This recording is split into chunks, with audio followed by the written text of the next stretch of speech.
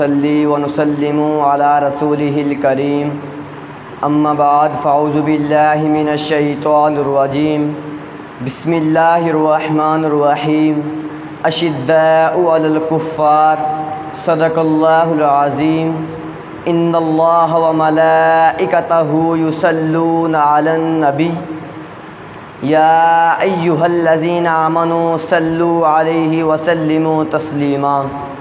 تمامی احباب درود پاک پڑھیے۔ الصلاۃ والسلام علیک یا سیدی یا رسول اللہ وعلی آلک واصحابک یا سیدی یا حبیب اللہ۔ الصلاۃ والسلام علیک یا سیدی یا رحمۃ للعالمین وعلی آلک واصحابک یا سیدی یا محبوب رب العالمین۔ جن کے افکار کو قرآن بنایا رب نے، جن کے افکار کو قرآن بنایا رب نے، ہم اسی مرد کلندر کو عمر کہتے ہیں۔ تو نے محبوب کی حرمت پہ زباں کھولی ہے، تو نے محبوب کی حرمت پہ زباں کھولی ہے، کاٹ ڈالوں گا تیرے سر کو عمر کہتے ہیں۔ نہایت ہی قابل صد احترام میرے استاد محترم اور قابل احترام بزرگوں، دوستوں اور جامعہ انوار القرآن صدیقیہ کے مہکتے ہوئے پھولوں، السلام علیکم۔ آج مجھے جس عظیم ہستی کے متعلق گفتگو کرنے کا موقع ملا ہے، یہ وہ ہستی ہے جن کے تابع دشت و دریاؤ سمندر ہوئے، زمین جس کے حکم کی پابند ہوئی، چرند و پرند جانور و درخت سبھی جس کے تابع دار ہوں، زمین پہ جو خدا کا نائب ہو، جو مسجود ملائک ہو، تمام مخلوقات میں سب سے اعلیٰ ہو، اسے انسان کہتے ہیں۔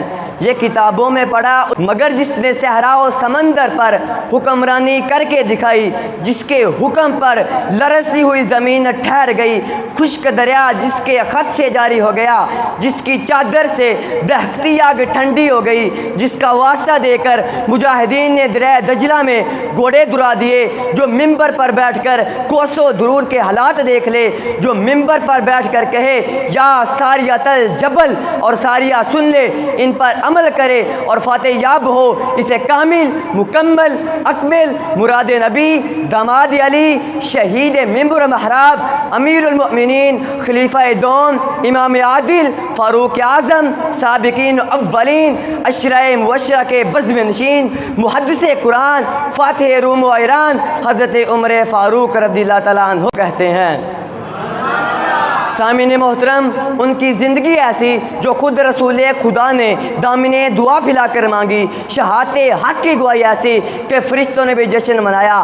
آپ وہ پہلے صحابی ہیں جنہوں نے اعلانیہ اسلام قبول کیا۔ آپ کے قبول اسلام پر مسلمانوں نے پہلی بار اعلانیہ نماز ادا کی، آپ نے اعلانیہ ہجرت فرمائی اور طواف کعبہ کیا اور کفار کو چیلنج دیا کہ یہ مت سوچنا کہ عمر چھپ گیا ہے یا بھاگ گیا ہے، میں ہجرت کر رہا ہوں، جسے اپنی ماں بے اولاد، بچے یتیم اور بیوی کو بیوہ کرانا ہو وہ آ کر مجھے روک لے۔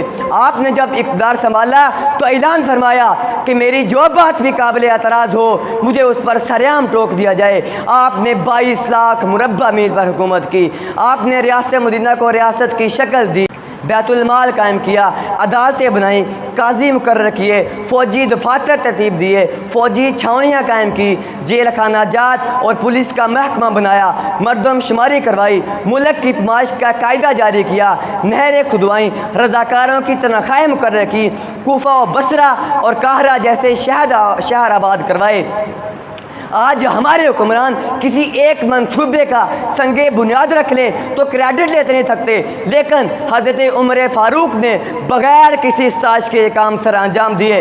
آج ہم بے نظیر کارڈ اور احساس پروگرام سے غریبوں کی زندگی بدلنے کی باتیں کرتے ہیں، لیکن آج سے 1400 سال قبل حضرت عمر فاروق گلی کوچوں میں گشت کر کے غریبوں کی خبر گیری کیا کرتے تھے۔ احساس ذمہ داری اتنا کہ فرماتے تھے اگر فرات کے کنارے کتا بھی پیاس سے مر جائے اس کی جواب دہی بھی مجھ سے ہوگی۔ سامعین محترم، آج حکمرانوں سے سوال کیا جائے اور حساب مانگا جائے تو غصے میں آ جاتے ہیں، اس کو سیاسی انتقام قرار دیتے ہیں، لیکن حضرت عمر فاروق کے دور میں سب مسلمانوں میں بیت المال کا کپڑا تقسیم کیا گیا۔ کپڑا اتنا تھا کہ طویل القامت شخص کا کرتا نہیں بن سکتا تھا، لیکن حضرت عمر فاروق دراز قد تھے۔ جب لوگوں نے آپ کو اسی کپڑے کا کرتا پہنے ہوئے دیکھا، کھڑے ہو گئے اور سوالات کرنے شروع کر دیے۔ ایسے میں آپ کے بڑے صاحبزادے آگے بڑھے اور وضاحت پیش کی کہ میں نے اپنے حصے کا کپڑا بھی اپنے والد کو دیا ہے تو ان کا کرتا بنا ہے۔ وقت کے خلیفہ نے وضاحت پیش کر دی۔ آج ہمارے حکمرانوں سے سوال ہو جائے تو کہتے ہیں پوچھنے والے کی ہمت کیسے ہوئی۔ عالی وقار حضرت عمر فاروق امامت، سیاست اور فوجی قیادت کے ماہر نہیں تھے، بلکہ اللہ تعالیٰ نے آپ کو اور آپ کے سینے کو نور سے بھر دیا تھا۔ کئی موقع پر حضور اکرم صلی اللہ علیہ وسلم آپ سے مشورہ مانگا کرتے تھے، اور جو مشورہ سیدنا فاروق اعظم نے دیا، قرآن کریم کی آیت اسی کی تائید میں نازل ہوئی ہے۔ ازواج مطہرات کے پردے، قیدیان بدر، مقام ابراہیم پر نماز، حرمت شراب، کسی کے گھر میں داخلے سے پہلے اجازت، تطہیر سیدہ عائشہ صدیقہ رضی اللہ تعالیٰ عنہ۔ سامعین محترم، جہاں آپ منافقین کے لیے جلالی تھے، وہیں مومنین کے لیے دردمند تھے۔ جس سال عرب میں قحط پڑا تو آپ نے قسم کھائی کہ گوشت یا کوئی بھی لذیذ چیز نہیں کھائیں گے، یہاں تک کہ قحط ختم ہو گیا، خوشحالی آ گئی، لیکن آپ نے پھر بھی یہ چیزیں یہ سوچ کر نہیں کھائیں کہیں ایسا نہ ہو میں تو کھاؤں لیکن میری ریا میں سے کسی کو بھی یہ نصیب نہ ہو۔ اللہ اکبر۔ جناب والا، کاش نام عمر استعمال کر کے حکمرانی کا تاج حاصل کرنے کے خواہشمند ان کی زندگی میں سے کم از کم کسی ایک پہلو پر ہی عمل کر لیں تو پاکستان کا نظام تبدیل ہو جائے۔ سامعین محترم، پھر 26 ذو الحجہ کو نماز فجر کے دوران ایک بدبخت ابو لولو نامی شخص نے زہر آلود خنجر سے آپ کے شکم مبارک میں 3 وار کیے اور آپ بے ہوش ہو کر گر گئے۔ حضرت عبد الرحمن بن عوف نے نماز مکمل کرائی اور پھر کچھ دن گزرے۔ یکم محرم الحرام کو آپ خالق حقیقی سے جا ملے۔ میں اپنی تقریر کا اختتام ان اشعار سے کرنا چاہوں گا۔ مثالی ہے جہاں میں زندگی فاروق اعظم کی، مثالی ہے جہاں میں زندگی فاروق اعظم کی، وہ عظمت پھر وہ سادگی فاروق اعظم کی، وہ جس کی بات امیری وہ جس کی ذات تذکیری، وہ جس کی بات امیری وہ جس کی ذات تذکیری، حقیقت بند کے ابری خواجگی فاروق اعظم کی۔